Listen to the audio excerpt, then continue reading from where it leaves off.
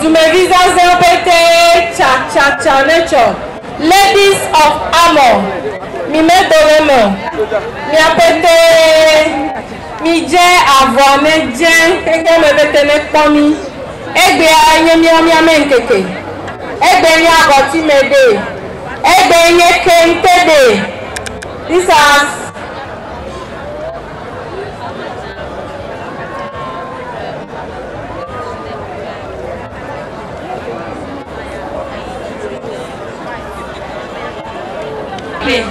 Ake, agoti mi ayọ̀ azalo.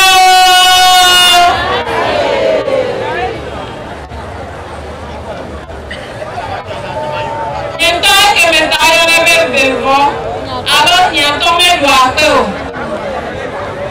Ebe ade agoti me ni onwa, eya je me ni onwa me. Abo ho ya. Nyanya ma gwa, ewo kana agoti me vi o pété minya le popo o di minywere na la fi abubu chere kota dare koji jeje nywere ne ma no di ora agoti me de o ya ira onye agoti me vi o pété le wezo donami apekle gbe pété bia wezo bia ma vole hame edo enye to go fia and the one you fatia, Jeje Tommy.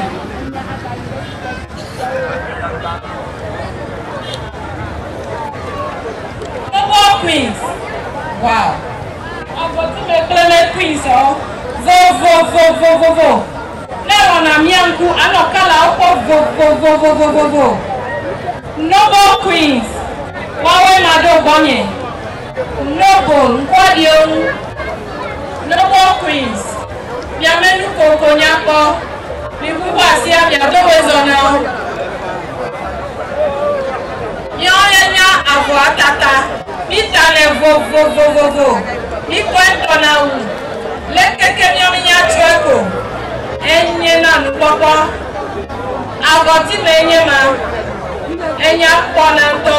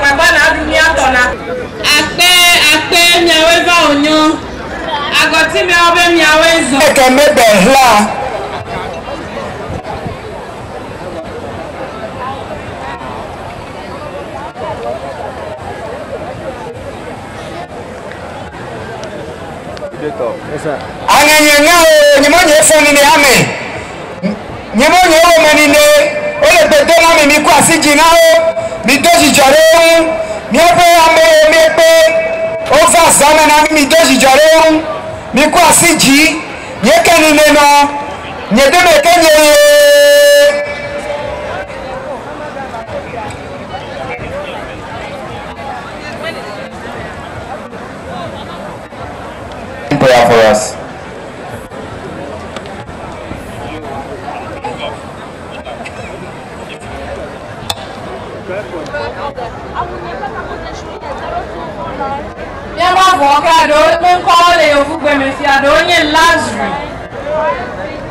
Winners Luxury.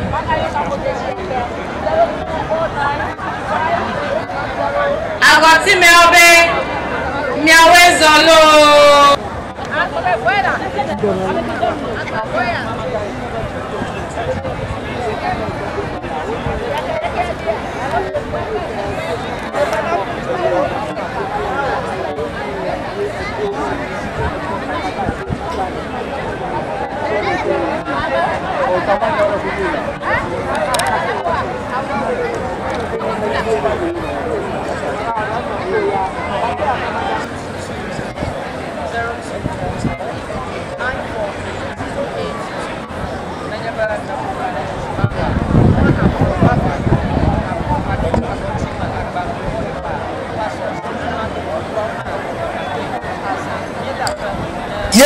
Eke mebe hla.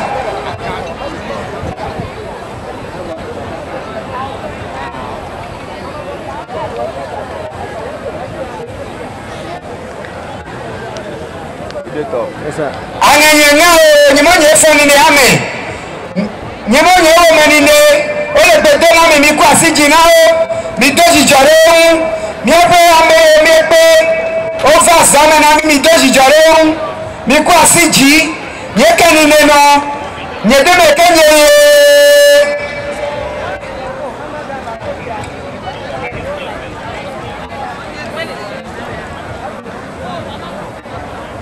prayer for us.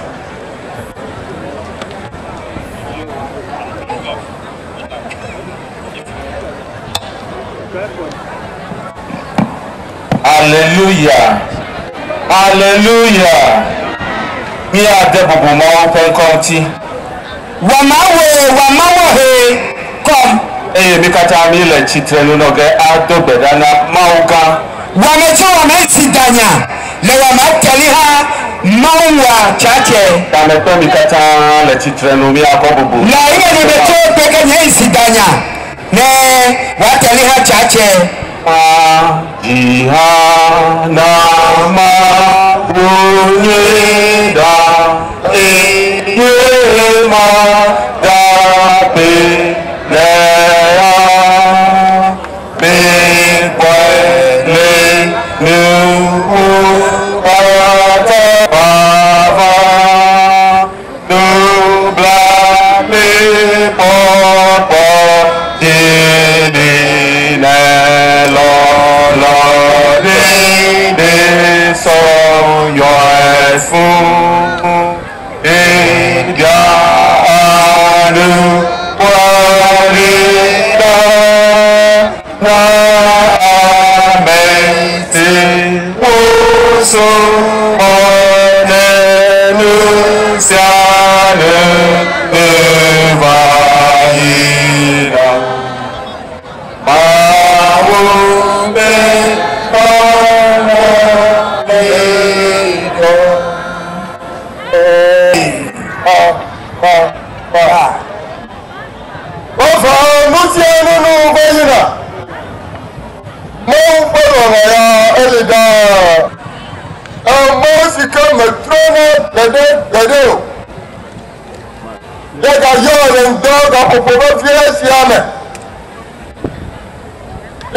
Agotime, nous t'avons un convoi après un meboubo, donc pour te faire ça, pour Azaz gagner d'una, et pour siabe, il y a un bambé fonsala, même comme. On va bien, on va nous faire. Eh bien, on monte fafa. Eh bien, on va décaler. Apena obe le namo zozo pe jije pe pomi to ko ebe akure jiji pe le ba bia ko e ganye na maro ga le moji gbona la to wa bo do mi edome le mi ayi dolaji e Yesu Kristo pon come use kata to le nya do mo ma no me a use melo mo ma no me a agbara wumi Woman, you just get papa Melo. What I mean, Pierre, I played the crib about to have 1 minute of a and then you put me that for me after Azasia President. Before me, the Kukuna Bay, that coffee Siam and Nani, then you at Azasia, the work of protect. Before the new ebe nko yabe duplora ọpẹ pẹlẹ wúntọ ọpẹ akọwẹtì gbogbo kẹsàájì ó wà wọn lọ mẹsẹsẹ nana yìí fọnù yẹn lọ́wọ́ tí wọ́n akọ pọ̀jù kọ́ sí ya ẹ̀kọ́ àwọn kátà mẹ́ yẹ fọ́fọ́ ojú fóònù ọ̀tùtùwò yàyíráwọ́ akọ̀rẹ́ ní ẹjí pé àtàsíà lẹ́jẹ̀ẹ́jẹ́ lọ́wọ́ fọ́fọ́ lọ jìrá pé ọ̀pọ̀pọ̀pọ̀lọ́ pé ń kọ́ mẹ́ yàtọ̀ gbé yẹ pé nẹ̀nẹ̀wó yẹ pé mànyẹ̀wó olèwó jì pọ́pọ́ tẹ́. National leaders, it is also imperative that our dignitaries will also receive their fair share of homage or welcome. So that is what is currently ongoing. Miapeta mio bale wezo atonko. Obe miawokata miawezo va agotime. Miapefa donge. So all persons was the traditional prayer from the stepfather of the Kono of Agoti.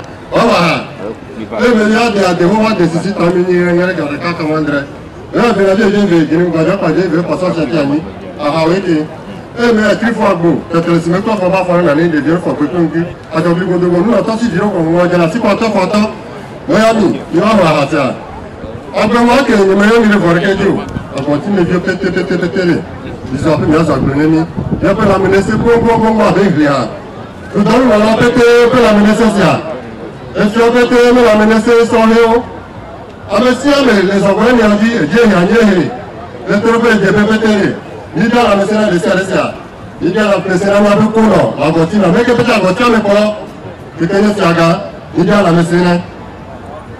Après ouais que nous quand même nous que j'ai ngoi ya continue à avoir milona ebea ene azaba etoyanani ile badade dudamu na ko aso do no baru tuso me kenyo le fiare ni waje fi ato waje ga to sia kaka meke ba za ke ko mi fa iya be ko na numeo numeo na yode amerika ma na ya nore wa to mi ga na mi ko wonji asa ngo mi le e ga dinile e ga ele mu osia pẹ̀lú mú tó yẹ ní ọ̀nù ẹjọ́ ọ̀gá mẹ́ra sí wà tàtàràtà tó jọ pọ̀ lápò ọ̀nà lọ́wọ́ àzá tẹ̀rẹ́jú mẹ́ta ní àzá gbìyà ní ẹ̀gàjú mẹ́kọ̀ lọ́wọ́ ní amẹ́ríkà lọ́kọ̀ àbárè ló dé kókókú mi wọ́n nàgà èjì bá fẹ́ tọ́ ẹni sọ́ọ́ lókè jími rẹ̀ nínú àkọ́ ẹgbẹ́ akẹ́kọ̀ọ́ mi rẹ̀ nígbà tó kújẹ́ ìmọ̀ ìdá àfẹ́jọ́ mi ọ̀kọ́ àgbèjì rẹ̀ gbajúmọ̀jẹ̀ méjì àkàrẹ́rọ̀gùn ẹ̀rọ nípọ̀fù àti ẹ̀kú nípọ̀fù mẹ́rẹ̀ èjì èjì sí à kàkà mẹ́rin tó bẹ́ yíya ìmánà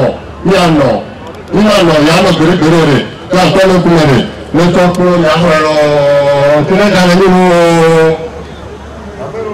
ọ̀gẹ̀dẹ̀ ẹ̀jọ̀ ìdí rẹ̀ lò pàpánu olè ó kẹ́lẹ́ balẹ̀ sí àì lọ́dọ̀ ẹ̀dá pàpánu ó lè ní fa níyàn ẹ̀yìn rẹ̀ tẹ́lá kọ́mọ̀lẹ́ nínú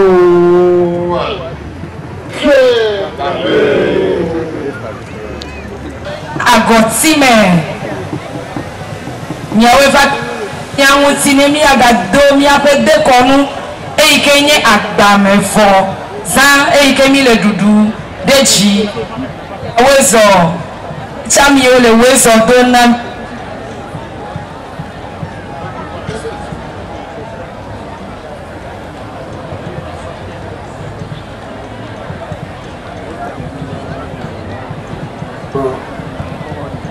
So what we can see at the moment is the linguist, the chief linguist of the paramount chief of Agotime traditional area, and the Nweketeku's linguist in the person of Chamiga, in the entourage of all the linguists. It is also imperative that our dignitaries will also receive their fair share of homage or welcome.